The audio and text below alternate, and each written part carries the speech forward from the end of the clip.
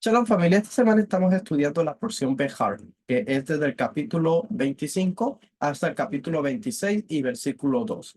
En estas semanas pasadas hemos estado estudiando unas porciones muy interesantes que han venido tratando sobre lo que es la justicia, la santidad que Dios pide del pueblo y también leyes sociales. 3 semanas atrás estuvimos estudiando la porción Kedoshim, donde Dios llama a su pueblo, le hace una invitación al pueblo a ser santo, porque Dios es un Dios santo. Le da leyes para que ellos puedan mantenerse en el ámbito de la santidad que corresponde a lo que son los israelitas para poder ser una nación santa. En la próxima porción, nosotros vemos que Dios le da órdenes y leyes a los levitas y a los hijos de Aarón para ellos poder mantener el espacio sagrado santo y no poder profanar lo que es el espacio sagrado.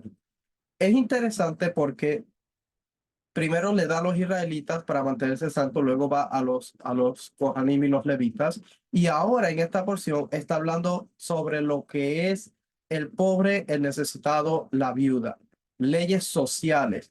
Si nosotros estudiamos el antiguo Medio Oriente, había leyes sociales que existían, pero muchas veces ellas no beneficiaban a lo que eran los pobres, el necesitado y la viuda. En el pueblo de Israel, el código de santidad, el código y las leyes que Dios da a su pueblo incluyen lo que son los pobres, la viuda y aquellos que son desamparados, los necesitados.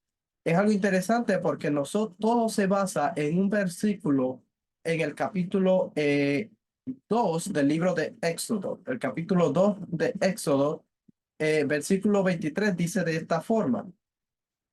Dice, y aconteció que pasando mucho tiempo, murió el rey de Egipto, y los hijos de Israel gemían a causa de la servidumbre y clamaron y su clamor a causa y clamaron y su clamor a causa de su servidumbre subió a Dios. Dice, y oyó Dios su gemido y se acordó de su pacto con Abraham, Isaac y Jacob, y miró Dios a los hijos de Israel y Dios los tuvo en cuenta. Entonces, basado en este versículo, Dios establece un sistema social de leyes que protegen a aquella persona que es desamparada, que tiene menos. Si nosotros vamos al libro de Éxodo, capítulo 22, versículo 23, 22-23, nos va a decir de esta manera.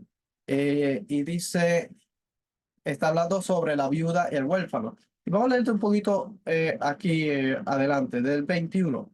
Dice, al extranjero no maltratarás ni oprimirás, porque extranjero fuiste vosotros en la tierra de Egipto. Este texto es un texto que vamos a seguir viendo a través de todo lo que es la Torá. Dios siempre le está recordando al pueblo, ustedes fueron extranjeros en Egipto y ustedes fueron oprimidos en la tierra de Egipto.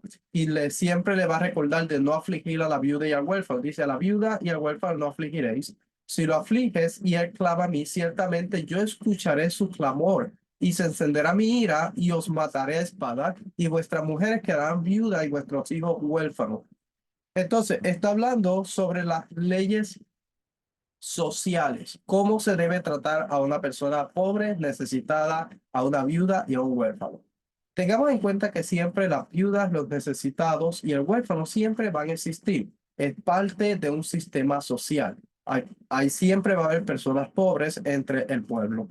Y Dios establece leyes justas para poder ayudar a estas personas y proveer para ellos también. Es un tipo de dar honor a estas personas que no tienen tal vez una persona, porque por ejemplo las mujeres en el Antiguo Medio Oriente, especialmente las viudas, si no tenían hijos, no tenía quien pudiera ayudarle y protegerlas. El pobre pues no tiene quien lo pueda protegerles y igualmente una persona que ha sido un niño que es huérfano. Dios hace que el pueblo se pueda preocupar por estas personas, preocuparse por estas personas que no tienen quien les ayude. El pueblo tiene la responsabilidad de ayudarles basado a lo que es la ley que Dios dio al pueblo de Israel. De lo contrario, dice que si lo aflige, por ejemplo, dice, y él clama a mí, ciertamente yo escucharé su clamor, basado en el clamor que hizo el pueblo de Israel en Egipto. Cuando era oprimido por el faraón, ellos clamaron a Dios y Dios respondió y Dios los liberó. Ahora, otra cosa importante es que Dios llama a Israel su siervo. Israel es siervo. A veces hay una misconcepción de lo que es cuando Dios libera al pueblo de Israel en un tipo de libertad. Sí, Dios los libera, pero no es para que ellos hagan lo que ellos quieran. Dios le da órdenes. Ellos pasan de ser, podríamos decir, de ellos servir o ser el amo, ser esclavos de Faraón. Ahora ellos son siervos de Dios, porque Dios no los llama esclavos, sino que los llama siervos. Pero ellos van a tener siempre un amo sobre ellos, o podríamos decir mejor, un patrón sobre ellos, que es el Dios de Israel. El Dios de Israel, ellos le deben lealtad, porque el Dios de Israel los liberó. Entonces, por eso es que Dios le da leyes justas, contrario a lo que en el antiguo Medio Oriente se entendía. La Biblia o las leyes bíblicas es algo nuevo en el antiguo Medio Oriente, algo que no se había visto. Porque en el antiguo Medio Oriente, por ejemplo, si había un sacerdote que tenía desperfectos, era marginado y echado a un lado, no podía servir en los templos. Mientras que Dios le dice, si el sacerdote tiene un defecto, nace con un defecto, va a poder comer de las ofrendas, pero no puede acercarse al altar, porque ese espacio es un espacio que tiene que ver con lo que es la perfección. El templo de Dios tiene que ver con la vida y la perfección, como Edén. Pero Dios no lo rechaza, sino que Dios en su misericordia, Dios le da un rol y le da una función, aunque él no puede acercarse al altar, pero tiene otras funciones que puede hacer en el templo y aún así puede gozar de lo que le va a dar la comida para que pueda mantenerse y mantener a su familia. Es algo interesante porque en el antiguo Medio Oriente, como digo, estas personas eran marginadas. Los pobres y el necesitado eran marginados. Las viudas eran marginadas. Y Dios llama a su pueblo santo a hacer una diferencia. No solamente como pueblo y como nación, sino que también llama al pueblo a hacer una diferencia con aquellos que son menos que no pueden protegerse, son más vulnerables. Y Dios llama al pueblo a que ellos puedan encargarse de estas personas y ayudarles. Por eso es que nosotros vemos en las leyes de los pobres que el tercer y el sexto año se le llevaba lo que se llevaba a Jerusalén, había que gozarlo con el pobre y el necesitado y el levita. Entonces, eso es algo importante que debemos considerar cuando estamos estudiando algunos mandamientos que tienen que ver con justicia social. La Torá no solamente es un documento, podríamos decir, religioso, sino que es un documento legal, es un documento que es para una sociedad. En el antiguo Medio Oriente se vivía en tipo de sociedad. Había leyes que regulaban la vida de las personas. Dios le da lo mismo al pueblo de Israel. Por ejemplo, en Asiria pensaban que Hammurabi había dado el código de leyes, las leyes de Shnuna que existían, y entre otras leyes, por ejemplo, las cartas de Amarna, de Mari. Entonces, Dios igual le da al pueblo de Israel un código legal o un código de leyes para que ellos puedan conducirse de una forma honorable delante de Dios.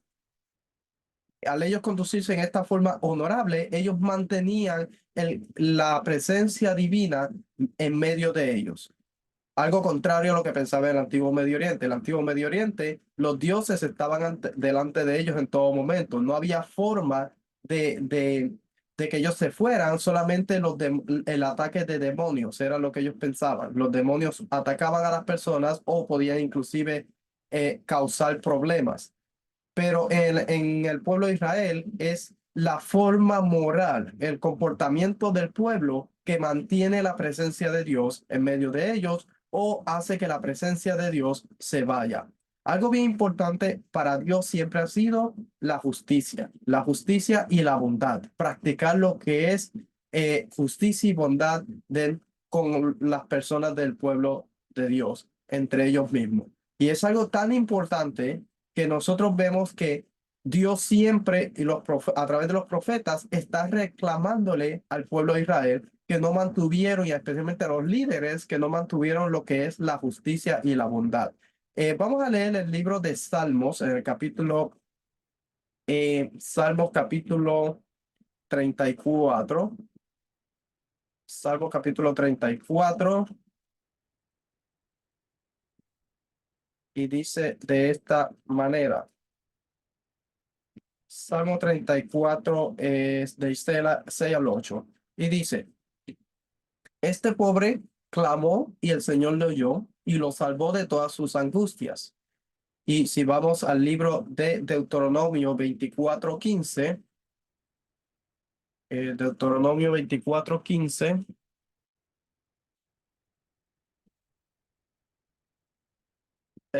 dice, en su día le darás, hablando del pobre, su jornal antes de la puesta del sol, porque es pobre y ha puesto su corazón en él para que él no clame contra ti al Señor y llegue a ser pecado en ti. Está hablando de lo que son los pobres y el clamor que pueden hacer. Entonces, vamos a entrar en lo que es la porción de esta semana, la porción Behar, que tiene que ver con lo que son las leyes del jubileo, las leyes de libertad o de cuando se liberaban lo que eran los siervos, lo que eran los siervos, y tiene que ver con los campos, el año sabático que tenía que dejar los campos que creciera. Aunque no vamos a hablar mucho sobre eso, pero es interesante que cuando llegaba el año sabático, recuerde que está el año sabático y está el año de jubileo, son dos cosas distintas. El año sabático es cada 7 años y el año de jubileo es cada 50 años. Eh, el año sabático es interesante la bendición que Dios proveía cuando el pueblo era fiel. Dice que hasta el tercer año ellos todavía estaban comiendo del sexto año. O sea, el noveno año, todavía ellos estaban comiendo el producto del sexto año. Es interesante la bendición cuando una persona es fiel al convenio. Entonces, vamos a ir al capítulo 25 y vamos a leer un par de versículos y después vamos a leer un par de notitas. Y dice de esta forma, así consagraréis el 50º año y proclamaréis libertad por toda la tierra para sus habitantes. Será de jubileo para vosotros y cada uno de vosotros volverá a su posesión y cada uno de vosotros volverá a su familia. El 13 dice, en este año jubileo, cada uno de vosotros volverá a su posesión. Versículo 17 dice, así no os hagáis mal uno a otro, sino temed a vuestro Dios, porque yo soy el Señor vuestro Dios. Entonces, vamos a estudiar lo que se creía, algunos conceptos del antiguo Medio Oriente. Primeramente, esta porción tiene un montón de mandamientos. Eh, Tiene muchos mandamientos, pero entre ellos hay unos 4 mandamientos que tienen que ver con los años Shemitah. Tienen que ver con la prohibición de trabajar la tierra, la prohibición de cultivar árboles, prohibición de recoger lo que crezca y la prohibición de recolectar frutas. Los próximos 6 tratan con lo que es la obligación de contar 7 ciclos de años sabáticos. Ahora, estos 7 años de ciclos sabáticos, la jurisdicción, aquí es donde nosotros aplicamos lo que es la metodología de estudio de nuestro maestro Rico Cortés. Si nosotros utilizamos la metodología y nosotros estamos viendo que el contar 7 ciclos de años sabáticos, entonces nosotros tenemos que ver la jurisdicción, a quién le toca contar los 7 ciclos de años sabáticos, cómo se declaraba el año Yovel. Nosotros sabemos que en Yom Kippur se sonaba el shofar en el año Yovel. Muchas veces se toca en distintos, o sea, hay personas que lo hacen en distintos años y cuando realmente el shofar solamente se tocaba en el año de jubileo y se tocaba en el, en el templo, al igual que por toda la tierra, porque el mandamiento dice que se tenía que tocar por toda la tierra, se tenía que proclamar el año de jubileo. Recuerde que lo declara el Sanedrín y el pueblo lo proclama por toda la tierra. Tocar el shofar, por ejemplo, la obligación de tocar el shofar en Yom Kippur del año de jubileo, la obligación de santificar el año de llover, la prohibición de trabajar la tierra en un año llover, prohibición de recoger lo que crezca en el año llover y la prohibición de recolectar frutas. Son mandamientos muy importantes. La Mishnah, de hecho, nos habla sobre alguna de estas información de eh, cómo se hacía el procedimiento y las bendiciones que se hacían. Es un tema extensivo. Si nosotros vamos y estudiamos los conceptos de justicia social en el antiguo Medio Oriente, dice acá, el concepto de justicia social se expresaba en el antiguo Israel y en el próximo Oriente mediante una endiades, la pareja de palabras más frecuente en la Biblia, justicia y rectitud, o rectitud y justicia. Sin embargo, junto a esta expresión encontramos justicia y equidad, pares de palabras que se encuentran en pasajes poéticos, por tanto aparecen principalmente en paralelismo. Por ejemplo, Isaías 11:4 dice, sino que juzgará al pobre, sino que juzgará al pobre con justicia y fallará con equidad por los afligidos de la tierra. Herirá la tierra con la vara de su boca y con el soplo de sus labios matará al impío. Si nosotros vamos a Isaías 33:15, nos dice, el que anda en justicia y habla con sinceridad, el que rehúsa las ganancias injustas y se sacude las manos para que no retengan soborno, el que se tapa los oídos para no oír de derramamiento de sangre y cierra los ojos para no ver el mal. Isaías 45:19 dice, no he hablado en secreto en alguna tierra oscura, ni dije a la descendencia de Jacob, buscame el lado desolado. Yo el Señor hablo justicia y declaro lo que es recto. Salmos 9:9 dice, será también el Señor baluarte para el oprimido. Importante, será también el Señor baluarte para el oprimido, baluarte en tiempos de angustia. Y Salmo 58:2 nos dice, no pues el corazón cometéis iniquidad, la violencia de vuestras manos repartís en la tierra. Salmo 98:9 dice, delante del Señor pues vine juzgar la tierra, él juzgará al mundo con justicia y a los pueblos con equidad. Proverbios 1:3 dice, para recibir instrucción en sabia conducta, justicia, juicio y equidad.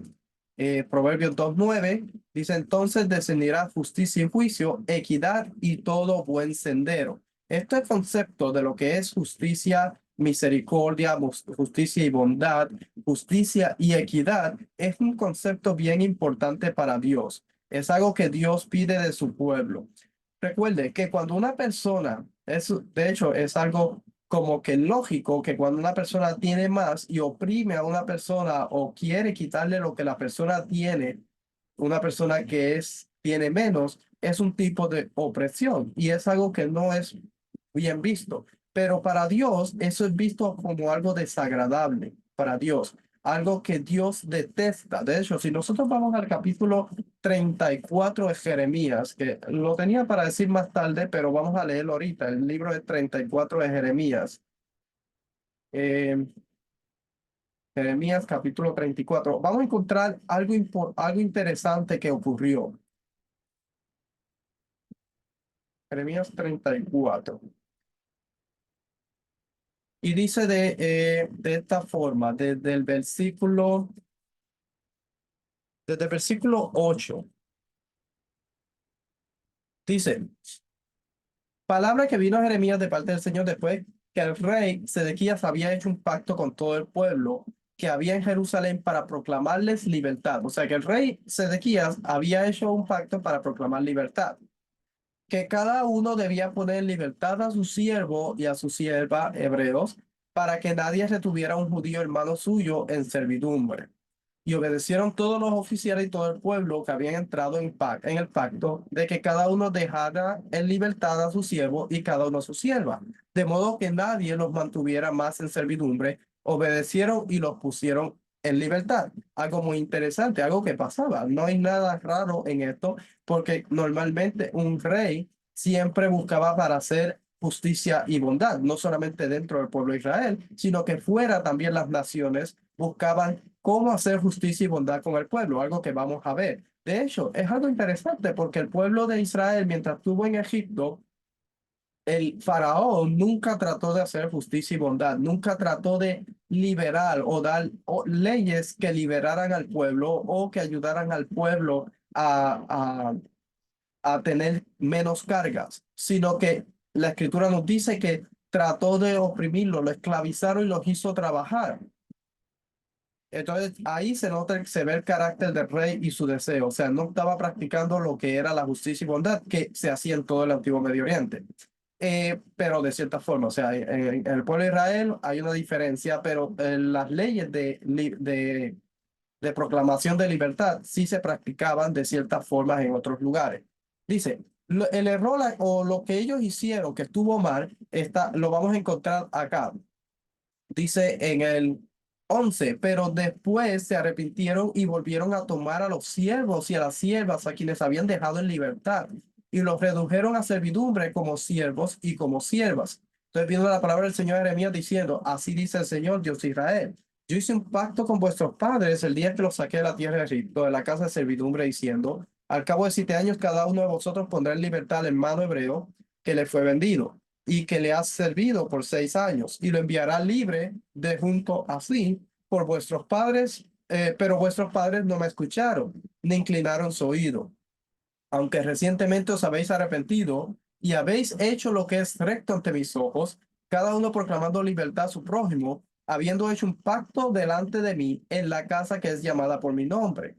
Eh, Ahora os habéis vuelto atrás y profanando mi nombre, y cada uno tomado de nuevo a su siervo y cada uno a su sierva, a quienes habías dejado libres según su deseo, y les habéis reducido a servidumbre como siervos y como siervas.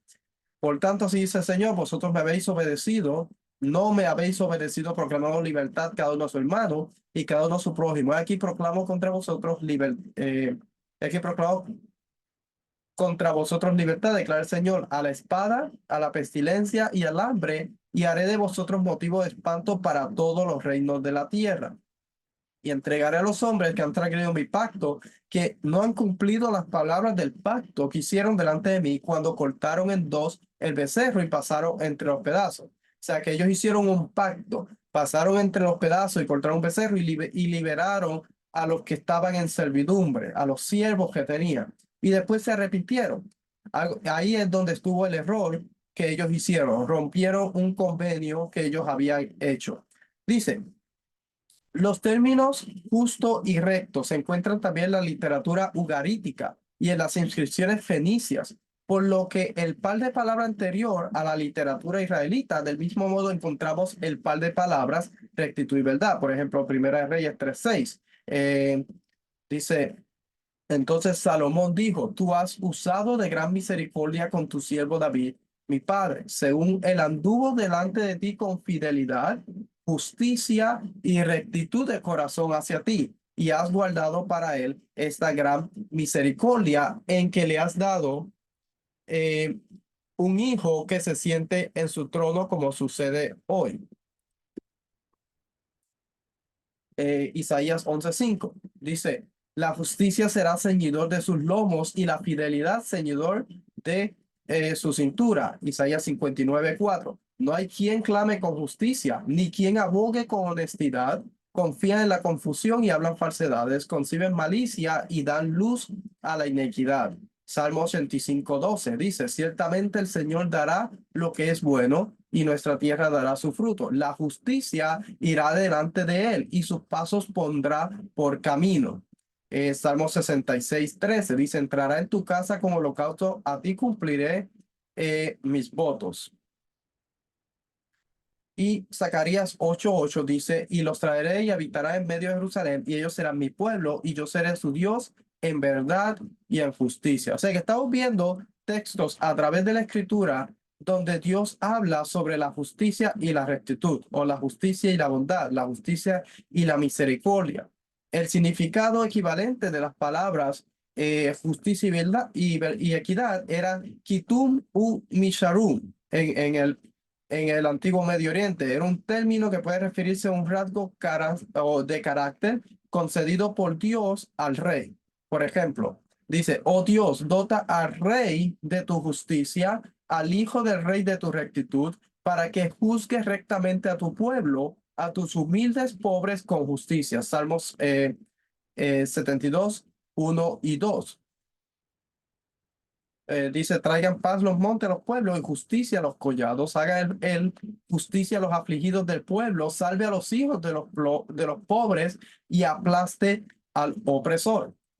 Eh, Dice, así se dice que Dios concede al rey justicia y rectitud, es decir, un sentido de la justicia con el que juzgar justamente al pueblo y a los pobres. Del mismo modo, Kitum Umisharum significa sentido de la justicia, es decir, una característica otorgado por los dioses. Por ejemplo, se dice de Hammurabi que Shamash le dio la verdad, Kinatum, o se dice del propio Shamash que Kitum o Misharum son sus dones. O sea, los dones de Shamash, el dios Shamash, son justicia y verdad. El rey asirio, Asurbanipal, se enorgullece de amar Kirinutu, de la libertad, los derechos de protección concedida a los residentes de las ciudades santas. Eh, por ejemplo, Ashurbanipal escribe en una de sus cartas que los dioses le han concedido Kitu Misaru, verdad y equidad. También se dice que la diosa mesopotámica Ishtar ama Mishurum. Nabucodonosor, rey de Babilonia, es un amante de la verdad y la justicia. Entonces, nos estamos viendo que esta característica era una característica que Dios le concedía al rey. Si nosotros vamos al libro de Éxodo, por ejemplo, dice que Dios iba a hacer un reino de sacerdotes. Hay versiones que dicen de reyes y sacerdotes y depende qué versión sea.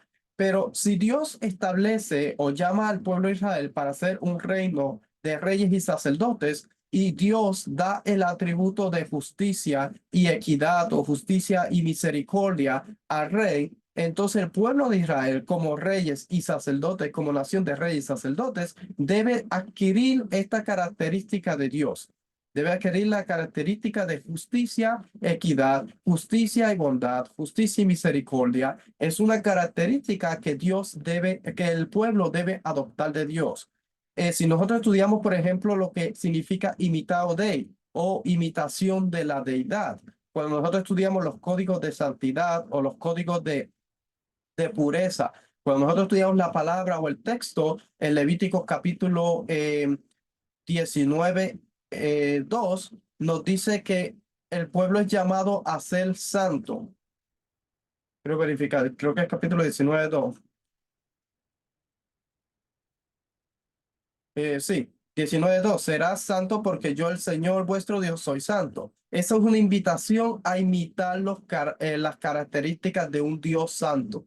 Nosotros sabemos que la forma de emular o de imitar al Dios santo es a través de los mandamientos y a través de los mandamientos Él nos va a mostrar su carácter. En la porción de esta semana estamos viendo los mandamientos con las personas que debemos practicar con aquellas personas que son vulnerables, son más pobres, son necesitados.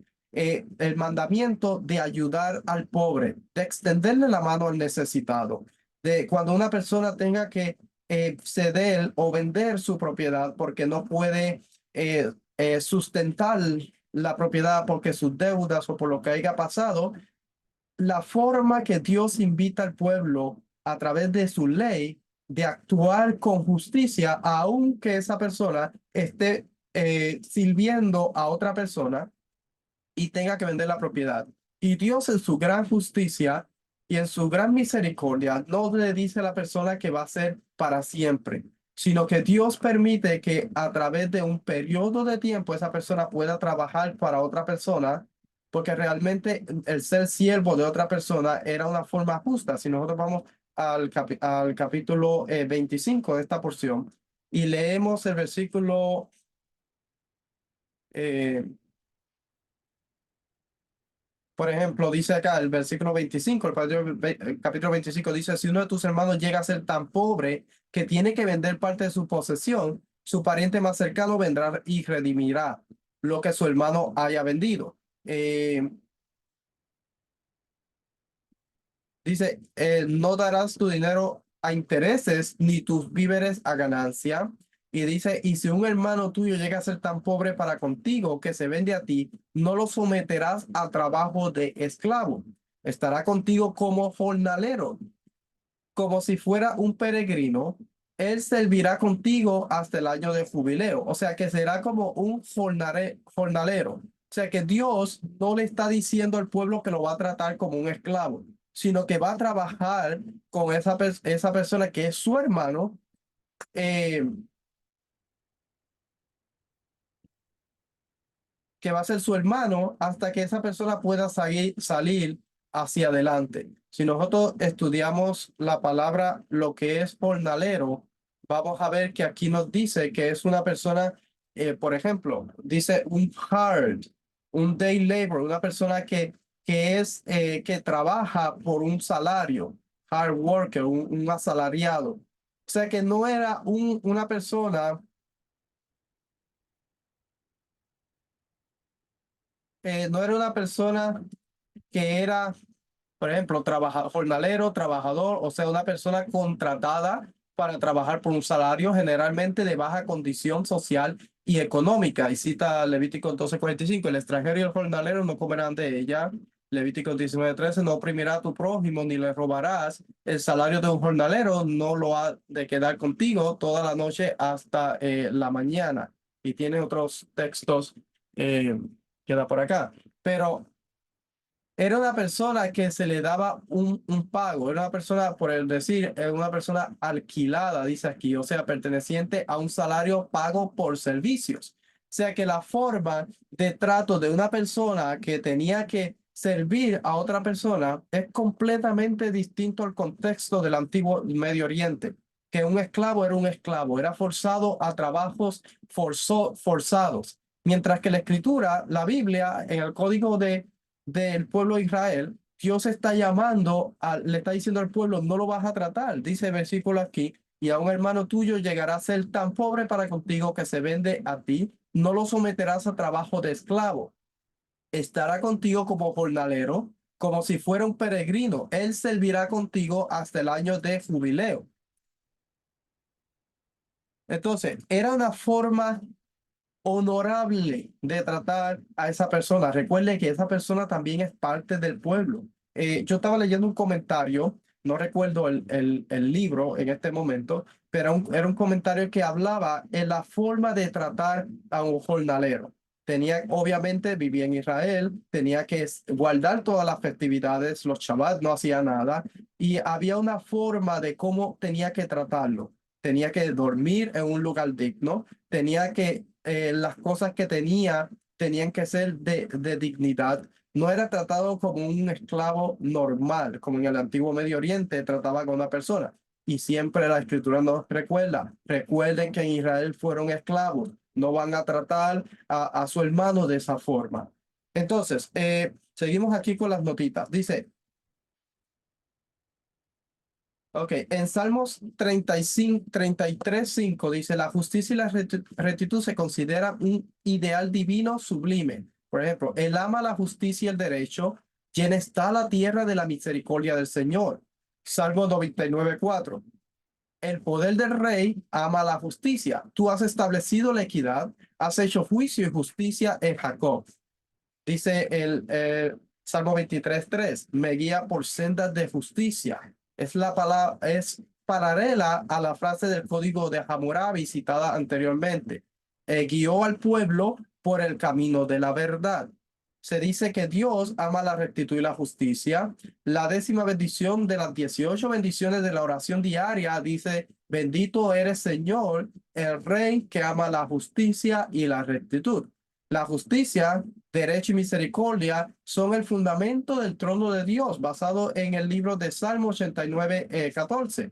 Dice, la justicia y el derecho son el fundamento de tu trono, la misericordia y la bondad van delante de ti. Wow, qué importante es que el pueblo de Dios pueda emular lo que es el fundamento del trono de Dios, la justicia y el derecho son el fundamento del trono de Dios y la misericordia y la verdad van delante de él. Entonces, si este es el fundamento del trono de Dios, yo pensaría que como parte del pueblo de Dios, es un tema que nosotros deberíamos estudiar, es un tema que nosotros deberíamos interesarnos por él y saber qué realmente es hacer justicia y bondad. ¿Qué es, cómo debemos nosotros tratar a un pueblo, a los hermanos de nuestro pueblo y cómo nosotros debemos actuar en algunos casos? Porque es algo importante para Dios. En la escritura se encuentran muchos lugares donde Dios habla sobre la justicia y la bondad, habla que Dios es un Dios justo y misericordioso, un Dios de verdad, un Dios que ama la justicia y la rectitud. Y también hay muchos lugares le pide al pueblo de Israel o le reclama al pueblo de Israel o establece un tipo de un rib, que es la palabra legal, una contienda con el pueblo de Israel porque el pueblo de Israel ha abandonado la justicia y la bondad. Algo que es muy importante para el pueblo. Vuelvo y leo, la justicia y el derecho son el fundamento del trono, de tu trono. La misericordia y la verdad van delante de ti. Importante que nosotros estudiemos ese tema porque tiene que ver con el fundamento del trono de Dios. Y como le dije anteriormente, emular el carácter de Dios. Nadie ha visto a Dios. Dios es tan santo que ningún ser humano lo ha visto. Pero Él nos ha dejado algo tan importante que es su Torah, es su corazón, sus mandamientos, sus leyes, la forma de comportamiento de una persona que es parte del reino de Dios. Al nosotros estudiar esto, vamos a encontrar las leyes que tienen que ver con la justicia, la bondad, la rectitud y la equidad, algo que deberíamos de estudiar y darle importancia. Dice, se dice que Dios, o que la justicia es el fundamento, dice, al igual que la promulgación de Mishorum mesopotámico, va unida a la promulgación de una serie de reglamentos. Dios también libera a su pueblo, promulgando su libertad y luego dándole leyes y decretos. El establecimiento de la equidad, la justicia y la rectitud va seguido de la promulgación de decretos y leyes a través de Moisés y Aarón. O sea, en el antiguo Medio Oriente, una persona que eran liberadas tenía, después de eso se le promulgaba unos decretos y unas leyes. Por ejemplo, el Salmo 99:7 dice, les habló,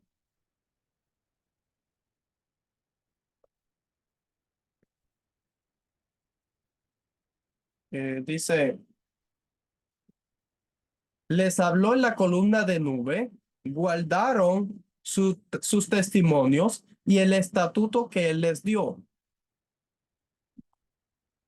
Y si seguimos leyendo, vamos a ver acá que dice la aplicación práctica de Mishpat Betzedakah concuerda con el uso del término en el sentido ideal. Se refiere al trato justo en el ámbito social, sobre todo cuando el par se encuentra junto con el concepto dolor o modo de vida, con el concepto modo de vida. De hecho, en la primera instancia del uso bíblico, el término en Génesis, por ejemplo, 18-19 dice, porque yo lo he escogido para que mande. Aquí está uno de los versículos de donde sale la justicia y la bondad de un principio. Dice, hablándole a Abraham, porque yo lo he escogido para que mande a sus hijos y a su casa después de él, que guarde el camino del Señor, haciendo justicia y juicio para que el Señor cumpla en Abraham todo lo que él ha dicho acerca de él. Dios le había mandado a Abraham,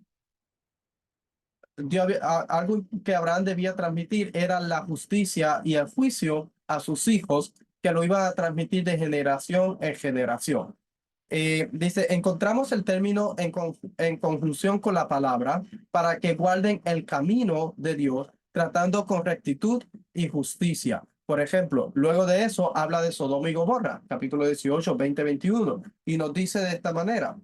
Y el Señor dijo, el clamor, acuérdense que hay un clamor, siempre que hay un clamor en la escritura hay un tipo de opresión. No simplemente tiene que ser del pueblo de Israel oprimiendo a los pobres, sino que también puede ser de otra persona o alguna nación clamando al Dios de Israel, porque acá en Sodoma y Gomorra hay un clamor y dice ciertamente es grande y su pecado es sumamente grave, pero no nos dice cuál es el pecado. No nos dice acá cuál es el pecado que hay en Sodoma y Gomorra. Eh, Acá en Ezequiel dice, voy a leer el versículo 21, dice, descenderé ahora y veré si han hecho todo conforme a su clamor, el cual ha llegado hasta mí, y si no, lo sabré. Entonces, Ezequiel capítulo 16 del 49 en adelante, y ahorita vamos a leerlo, dice, este versículo establece una premisa para el clamor. El clamor siempre viene de los más vulnerables, esclavos, maltratados o de personas que están siendo oprimidas puede ser por trabajo o por alguna cosa. Dice juicio contra los opresores, Dios proclama juicio contra los opresores y luego una proclamación de libertad. Ezequiel capítulo 16, versículo 49 dice, he aquí esta fue la iniquidad de tu hermana Sodoma, arrogancia, abundancia de pan y completa ociosidad. Tuvieron ella y a sus hijas, pero no ayudaron al pobre ni al necesitado. Y se enorgullecieron y cometieron abominaciones delante de mí, y cuando lo vi, las hice desaparecer. Entonces, es algo importante lo que es el concepto de la justicia y bondad. Por ejemplo, otros versículos hablan también del camino o la senda de la justicia y la rectitud. Por ejemplo, guardando la senda de la justicia, protegiendo el camino de los leales a él. Eh, entonces comprenderás lo que es justo, recto, equitativo, todo buen proceder. Proverbios 2, 8 al 9. La senda de la equidad para el justo.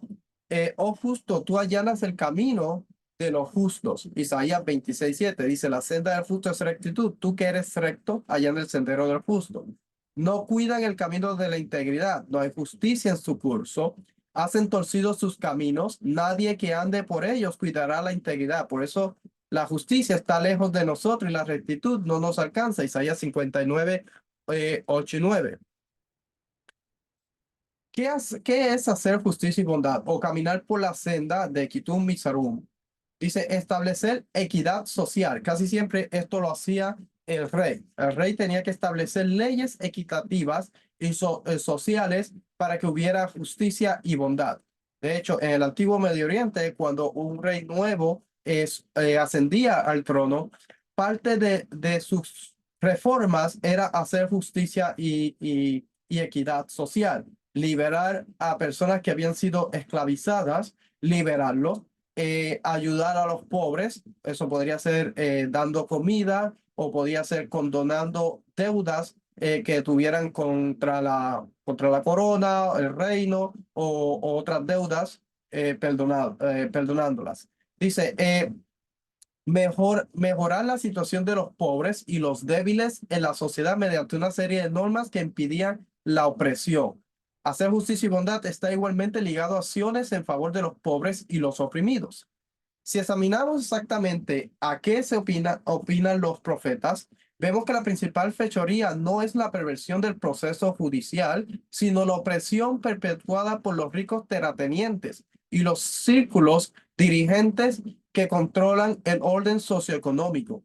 Amós, por ejemplo, reprende a los que almacenan en sus fortalezas la anarquía y la rapiña. Por ejemplo, Amós 3:10 dice, no saben hacer lo recto. Declaran el Señor los que atesoran violencia y destrucción en sus palacios. Amós 4:1 dice, oíd esta palabra, vacas de Bashán.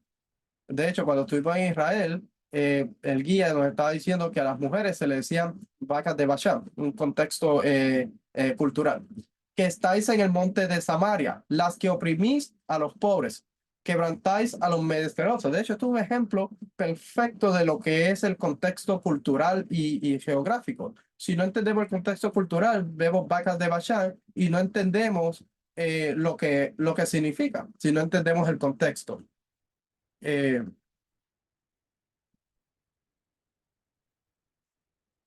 ok, seguimos. Dice, las mujeres que roban a los necesitados, Amós 4:1, a los que exigen un tributo de grano a los pobres, pero viven en casas de piedra labrada, Amós 5:11. Por tanto, ya que imponéis fuertes impuestos sobre el pobre y exigís del tributo del grano, las casas de piedra labradas que habéis edificado, no las habitaréis. Habéis plantado viñas escogidas, pero no beberéis de su vino. Eh, a los que usan un EFA demasiado pequeño y un ciclo demasiado grande, o sea, cambiando las balanzas, que compran al pobre por plata y al necesitado por un par de sandalias. Vamos 8, 5 al 6. Nos dice, eh, diciendo, cuando pasará la luna nueva para vender el grano y el día de reposo para abrir el mercado del trigo, achicar el EFA y aumentar el ciclo y engañar con balanzas falsas para comprar por dinero a los desválidos y a los pobres por un par de sandalias y vender los desechos del trigo. De hecho, un comentario que yo estaba leyendo dice que los desechos del trigo está hablando de los pobres. Eh, aquí dice no, el último versículo se refiere a los que son esclavizados por impago de deuda. Ajá, cuando está hablando el último versículo aquí, el versículo 6, está hablando. Dice, para comprar por dinero los desvalidos y los pobres por un par de sandalias y vender los desechos de trigo. Está hablando de las personas que en este contexto, los que son los esclavizados por impago de deudas.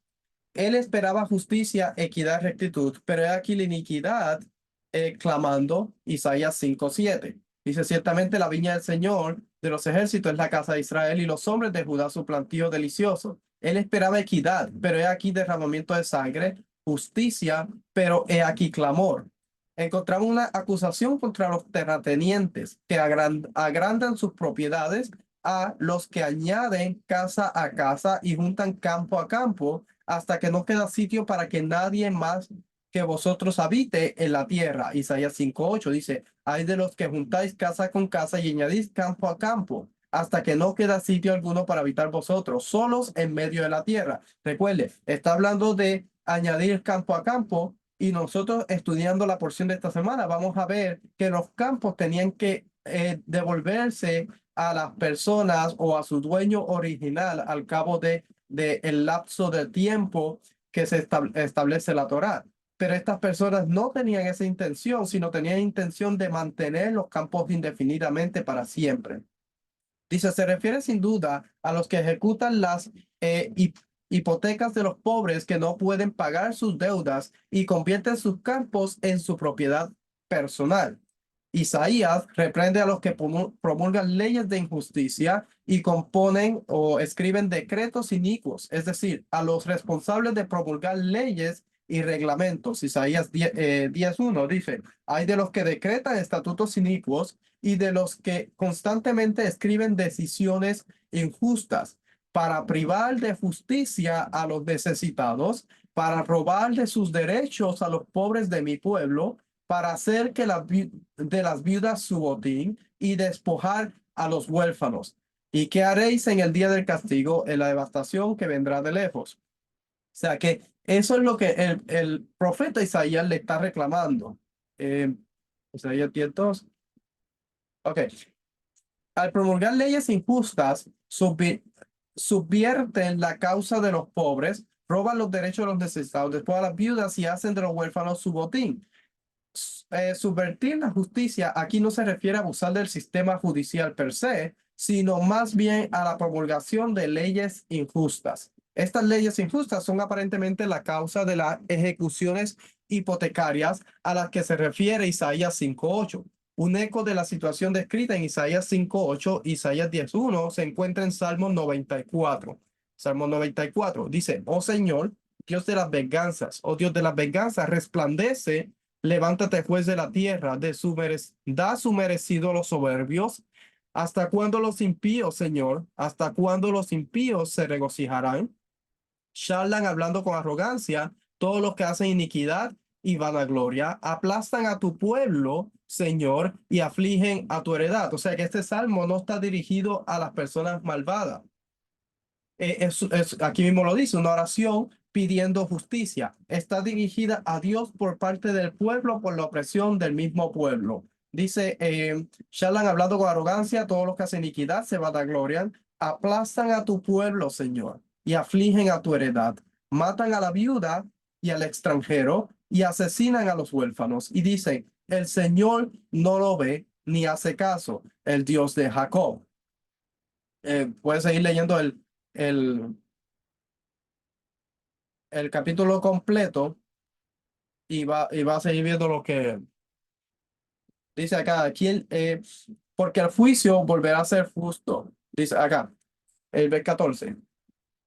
Porque el Señor no abandonará a su pueblo, ni desamparará su heredad, porque el juicio volverá a ser justo, y todos los rectos de corazón lo seguirán. ¿Quién se levantará por mí contra los malhechores? ¿Quién me defenderá de los que hacen iniquidad? Si el Señor no hubiera sido mi socorro, pronto habría habitado mi alma, pronto habría habitado mi alma en el lugar de silencio. Si digo, mi pie ha resbalado, tu misericordia, Señor, me sostendrá. Cuando mis inquietudes, cuando mis inquietudes se multiplican dentro de mí, tus consuelos deleitan mi alma. Entonces, dice acá, puede ser aliado tuyo un trono de destrucción que planea el mal por decreto, se unen contra la vida del justo y condenan la muerte al inocente. Pero el Señor ha sido mi baluarte y mi Dios la roca de mi refugio. Él ha hecho volver sobre ellos su propia iniquidad y los destruirá en su maldad. El Señor nuestro Dios los destruirá. Y este salmo está hablando, es un poema hablando de una persona pobre clamando a Dios por justicia, porque su propio pueblo, el pueblo que Dios le dio leyes justas para que pudiera aplicar y pudiera ayudar a los pobres, a la viuda y al desamparado, están haciendo leyes para oprimir al propio pueblo. Eh, Acá dice, ruega que el juicio vuelva a concordar con la justicia, Salmo 94:15. Todo esto lo hace que traman maldades mediante estatutos. Ya lo leímos, Salmo 94:20, que nos recuerda Isaías 10:1. El comienzo del Salmo 94 data los soberbios sumerecidos, nos recuerda Isaías 5:15-16, que dice, el hombre común será humillado y el hombre de importancia abatido. A los ojos de los altivos será abatido, pero el Señor de los ejércitos será exaltado por su juicio y el Dios santo se mostrará santo por su justicia. Si el hombre es doblegado y el mortal abatida es la soberbia de los soberbios. Y Dios de los ejércitos es exaltado eh, por su misericordia. El Dios santo, probado santo. Según estos versículos, Dios el juez que realiza justicia y misericordia es exaltado, derribando a los soberbios. Tenemos pruebas de liberación y liberaciones en Mesopotamia a lo largo de los tiempos, desde mediadores del tercer milenio hasta final del primer milenio. Por ejemplo, los reyes proclamaban la libertad incluso en el periodo de Osirio, como testigo en los documentos de ese periodo, refiriéndose tanto a la manumisión de esclavos como a la restitución de la propiedad. Los egipcios proclamaban amnistía para prisioneros y deudores en la coronación del rey, una práctica que está atestiguada del periodo del Reino Nuevo hasta la época helenista. En la Mesopotamia del primer milenio, oímos hablar sobre todo de privilegios permanentes concedidos a las ciudades santas. La costumbre de proclamar Misharum a toda la población continuó, sin embargo, tal como se practicaba en el segundo milenio. Las proclamaciones reales de libertad existieron entonces a lo largo de las generaciones, aunque adoptaron diversas formas. Por ejemplo, a veces se trataba de condonación de deudas y gravames del pasado. A veces adoptaban la forma de exención de impuestos y gravames en el futuro. Esta última se aplica unas veces a la propiedad del templo, otras a las fincas privadas y otras a particulares. El denominador común era la voluntad del rey y de mostrar favor a su pueblo, protegiéndolo y aligerando su carga, o de recompensar a sus súbditos que le beneficiaban. Esta buena voluntad puede encontrarse en todos los periodos. O sea, en el antiguo Medio Oriente había un tipo de justicia y bondad que se hacía, se practicaba. Se perdonaban ciertas deudas y se proclamaba ciertos tipos de beneficios para los súbditos del pueblo. Por ejemplo, hay unas leyes sociales que existían en algunos documentos sobre la promulgación sociales del periodo de la antigua Babilonia. Es la proclamación del rey Amisadura. Y por ejemplo, dice en este documento de 22 párrafos, encontramos decretos reales acompañados de la fórmula citada anteriormente, porque el rey ha establecido Misarum en la tierra.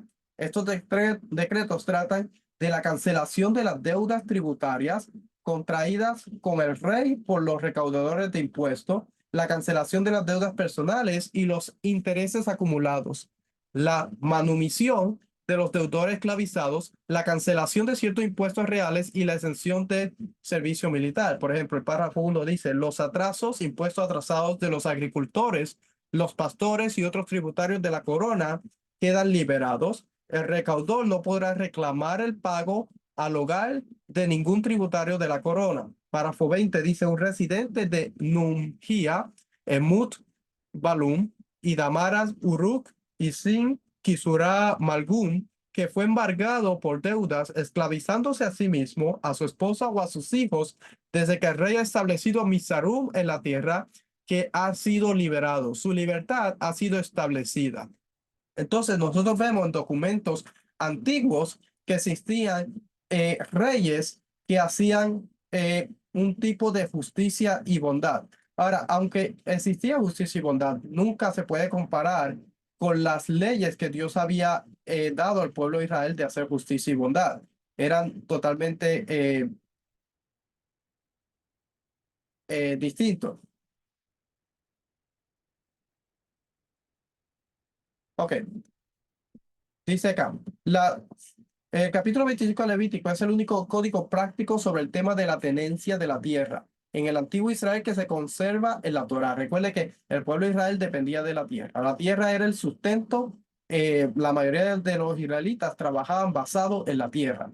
Dice, esta colección única de leyes y mandamientos rige los derechos permanentes de los propietarios y las legalidades de la venta y la hipoteca de la tierra, o sea, la venta, la hipoteca, también las leyes relativas al endeudamiento y al identure, o sea, la persona que contraía la deuda. Un sistema de reembolso de deudas mediante el propio trabajo. El capítulo 25, el séptimo año, cuando los campos deben permanecer en barbecho, se denomina el año sabático. Y después de un ciclo de 7 años sabáticos, cada medio siglo debe haber un año de jubileo. La teoría bíblica básica de la tenencia de la tierra se expresa en los versículos 23 al 24, pero la tierra no debe ser vendida más allá de la reclamación. O sea, el concepto de que la tierra le pertenece a Dios. La tierra es un grant, un, es un regalo que Dios se le dio al pueblo de Israel, pero la tierra es de Dios. La escritura dice que el pueblo de Israel, de hecho creo que está en esta porción, que Israel son,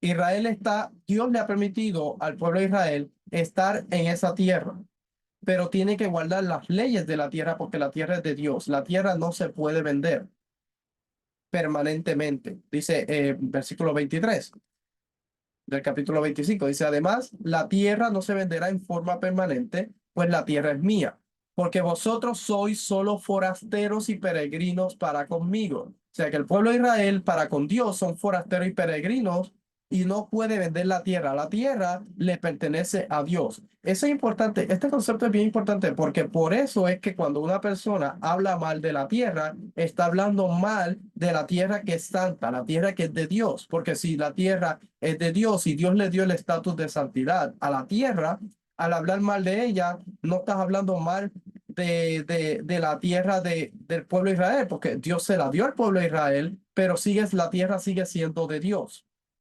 Dios permite que el pueblo de Israel pueda habitar en esa tierra. Es una tierra que Dios le dio con un convenio de concesión. Dice, la tierra no se venderá en forma permanente, o sea que la tierra no se podía vender permanentemente.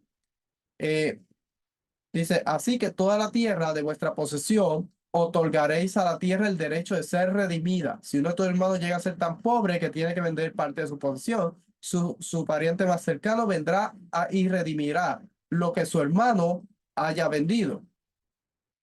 Eh, una persona, por ejemplo, y en un caso de que un hombre no tenga redentor, pero consiga los medios suficientes para su redención, entonces computará los años desde la venta, devolverá el resto al hombre quien había vendido la tierra y así volverá a su posesión. Entonces, o sea, habían formas de que la persona podía volver a tener la tierra y si no, pues esperaba hasta el ciclo que pasara y entonces la tierra volvía. Dice, pero la tierra Pero la tierra no debe ser vendida más allá de la reclamación, porque la tierra es mía. Vosotros no sois más que extranjeros residentes conmigo.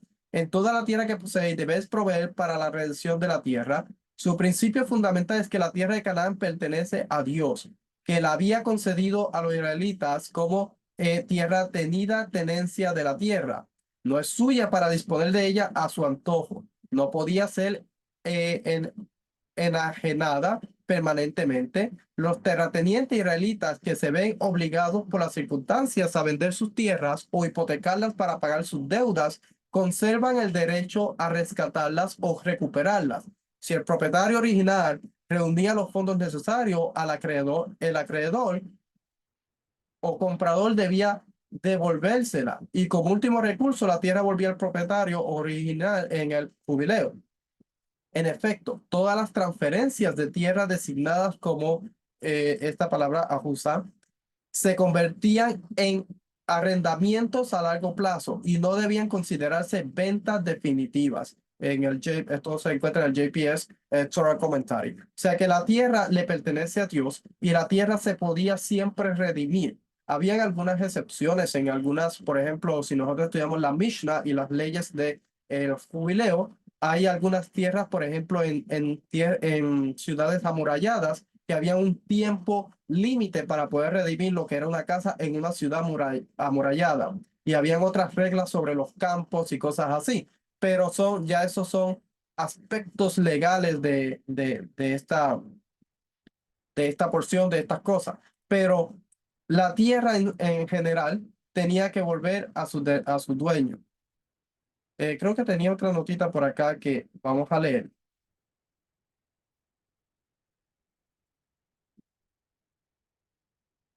Ok, dice, en las sociedades agrarias del pasado, prácticamente todo el endeudamiento estaba asociado a la tierra. Se pedía prestado para conseguir semillas, ásperos o animales de trabajo para sufragar los gastos de contratación de jornaleros. El préstamo debía devolverse después de la cosecha. Originalmente así era como ellos mantenían el ciclo de cosecha. Ellos pedían préstamos para poder sembrar esa temporada y luego cuando recogían la cosecha tenían que devolver lo que habían pedido prestado. Dice, si la cosecha fracasaba o si el prestario por cualquier otra razón se veía incapaz de pagar su deuda, el siguiente paso era hipotecar o vender la tierra. Y como consecuencia que ya no tenía tierra, que ignoraba vender, a menudo se veía obligado a contratar a sí mismo o a sus hijos para saldar la deuda. O sea, esta es la razón principal por la que una persona tenía que servir a otra persona, por la razón que una persona se volvía un siervo de uno de sus hermanos. La razón era porque había tal vez perdido su cosecha o no le había dado la cosecha suficiente como para sacar todo lo que había pedido prestado y entonces tenía que hipotecar o vender la tierra y tenía que servirle a otra persona para poder saldar las deudas. Entonces, en fin, dice, la proclamación de libertad en toda la tierra para todos sus habitantes, el término hebreo de error, que se ha traducido convencionalmente como libertad, libertad. Sin embargo, en los últimos años se ha aprendido más sobre el término. El término hebreo deror está emparentado con el acadio aduraru, que designa un edicto de liberación emitido por los reyes de la antigua Babilonia y algunos de sus sucesores. Este edicto era emitido a menudo por el rey al ascender al trono. Formaba parte de una institución jurídica más amplia conocida como Mesharum, una moratoria declarada sobre deudas e indenture. El verbo acadio, dararu, al igual que el hebreo deror, significa moverse libremente, refiriéndose en este caso a la libertad concedida a los que estaban atados por la servidumbre. En Jeremías 34:15 leemos que cuando los caldeos se acercaban a Jerusalén, el rey Sedequías ordenó al pueblo que liberara a sus siervos en régimen de servidumbre, que proclamara un deror, liberación. En Isaías 61:1, los judíos exiliados de Babilonia serán liberados bajo los términos de un deror cuando sean devueltos a su tierra. Así pues, las leyes bíblicas del año jubilar incorporan instituciones jurídicas del cercano oriente de gran antigüedad. Por ejemplo, ocurrencia en el hebreo de los profetas escritores son los primeros en utilizar deror dos veces. En ellos representa la espiritualización de una emancipación considerada originalmente como economía. El significado original literal aparece por primera vez en Levítico 25:10. Dos palabras homónimas aparecen en Éxodo 30:23. Mira, y Salmo 84:4. Proverbios 26:2. Una especie de ave o golondrina. La proclamación de libertad y su reflejo del modelo del Éxodo. A ver, había algo que quería dar acá.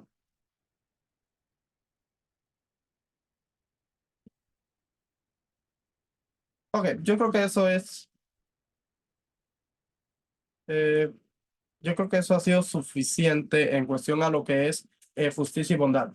Eh, este concepto de justicia y bondad lo vamos a encontrar nosotros no solamente en la escritura, a través de los mandamientos y a través de los profetas, sino que también nosotros podemos aplicar este concepto a lo que Dios haría por su pueblo en algún momento dado. De hecho, hay muchas profecías que Dios va a liberar al pueblo, que Dios le va a dar justicia y le va a dar bondad. Entonces, el concepto de justicia y bondad, misericordia, equidad, nosotros vamos a encontrar este concepto por todos lados. Entonces, creo que es importante que nosotros estudiemos más sobre esto y cómo nosotros podemos ser personas justas y aplicar la misericordia y la bondad aún en nuestros días. O sea, siempre van a haber los pobres dentro del pueblo. Siempre va a haber quien aflige a los pobres.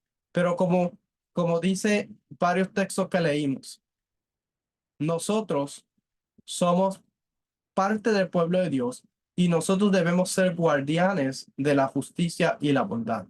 Como dice el Salmo 89, y quiero terminar con esto. El Salmo 89 que leímos ahorita. Dos textos más y terminamos. Dice, el Salmo 89:15, que dice, 14, que dice, la justicia y el derecho son el fundamento de tu trono, la misericordia y la verdad van delante de ti. Creo que este versículo debe ser uno de los que hagan eco en nuestra vida. ¿Qué es la justicia? ¿Qué es el derecho? ¿Qué es la misericordia y qué es la verdad? ¿Cómo podemos aplicarla? No esperemos que hagamos nosotros actos de injusticia y oprimamos a los pobres, al necesitado y a la viuda, y la persona vaya y clame delante de Dios y pida a Dios que haga justicia. Porque la Biblia nos dice que cuando una persona clama a Dios por justicia, sus oídos están atentos al clamor. Así como Dios estuvo atento al clamor del pueblo de Israel cuando estuvo en Egipto, cuando los egipcios los oprimieron, y Dios estuvo atento al clamor y escuchó su clamor y los liberó, y luego les repite una y otra vez, acuérdate que fuiste esclavos en el pueblo en Egipto, y yo con mano fuerte y brazo extendido te liberé. Asimismo, siempre nos ha recordado el hecho de que Él nos liberó. Que no tratemos al pobre, al necesitado, a la viuda y al huérfano de la misma forma que las naciones en el antiguo Medio Oriente lo hacían, sino que hagamos justicia y bondad, que le extendamos la mano, que hagamos misericordia, porque este es una característica de Dios y es una característica de su pueblo. Como leímos, Dios le dijo a Abraham que enseñara a sus hijos después de él a hacer justicia y bondad. Esa era una característica que iba a tener su pueblo. Dice, eh, Génesis 18-19, porque yo he escogido para que mande a sus hijos y a su casa después de él que guarden el camino del Señor, haciendo justicia y juicio para que el Señor cumpla en Abraham todo lo que él ha dicho acerca de él. Entonces, si nosotros somos parte del pueblo de Dios, somos parte de ese pueblo, tenemos que hacer lo que es imitar el carácter de Dios. Y ya leímos en el Salmo 89 que el fundamento del trono de Dios es la justicia y el juicio, la equidad. Que nosotros podamos meditar en estas palabras y podamos eh, meditar en nuestras acciones con lo que es el pobre, el necesitado, la viuda. Aunque hoy no vivimos en la tierra de Israel para hacer cierto tipo de cosas, por ejemplo, la tierra, no vivimos no tenemos un pedacito de tierra para aplicar las leyes de redención, pero la justicia y la bondad y la misericordia no es algo que solamente se aplica a la tierra. Nosotros vamos a encontrar que ahí en ese mismo texto nos dice que cómo debía tratar al pobre. O sea, hay leyes para tratar al pobre y al necesitado. Dice, el versículo 42, dice, hablando del pueblo de Israel, dice, porque ellos son mis siervos, los cuales saqué de la tierra de Egipto, y no serán vendidos en venta de esclavos. No te ensoñarás de él con severidad, más bien teme a tu Dios. Y el 53 nos dice, lo tratará como quien trabaja un jornal año por año, no se ensoñará de él con severidad delante de sus ojos. Eh, Pues los hijos de Israel son mis siervos míos son a quienes saqué de la tierra de Egipto. Yo soy el Señor, vuestro Dios. Y acá más adelante, más arribita dice, eh, así que no os hagáis mal uno al otro, sino temed a vuestro Dios, porque yo soy el Señor, vuestro Dios. Entonces, justicia, bondad, misericordia y equidad son parte del fundamento de Dios, es parte del carácter de Dios y nosotros como pueblo debemos reflejar el carácter de Dios, debemos su imagen invisible en la tierra. Debemos también andar en el camino de la justicia y la bondad y enseñar lo que es justicia y bondad y practicar haciendo actos de justicia y bondad. Espero que esta enseñanza sea de bendición y que podamos seguir estudiando la escritura, no solamente a través de la semana, la porción, sino que la leamos y escudriñemos sobre ella. Y además no se olvide de utilizar lo que es la metodología de estudio del maestro Rico Cortés, la escalera educativa y lo que son las esferas. De hecho, en esta porción, como vimos, estudiamos un poco de lo que era el contexto cultural y el contexto geográfico y contexto histórico. Estudiamos lo que es la justicia y la bondad, pero dentro de la justicia y bondad, en la porción de esta semana, podemos encontrar lo que es honor y vergüenza, porque con los actos de opresión se comete vergüenza, mientras que una persona tratando con dignidad a una persona, aunque sea pobre y necesitada, se le puede dar honor. Sabemos, estudiamos lo que es lo que se ocasiona cuando se hace opresión, trae un caos sobre la sociedad y estudiamos el libro de Jeremías, capítulo 34, que habla sobre lo que es lo que hicieron el pueblo de Israel cuando transgredieron el convenio que habían hecho delante de en la casa de Dios y habían transgredido el convenio volviendo a tomar a los siervos cuando ellos habían los habían liberado, ocasionando un caos por lo que habían cometido. Y en el capítulo 34 también vimos lo que era el convenio. Entonces, si estudiamos nosotros, utilizamos la escalera educativa y las esferas, vamos a encontrar que podemos nosotros vincular texto con texto, validando todo a través de este método de estudio. Y si quiere más información, puede ir a Techuba o Tesoros del Templo y puede también buscar otros estudios respecto a estos temas. Espero que sea de bendición. Shalom.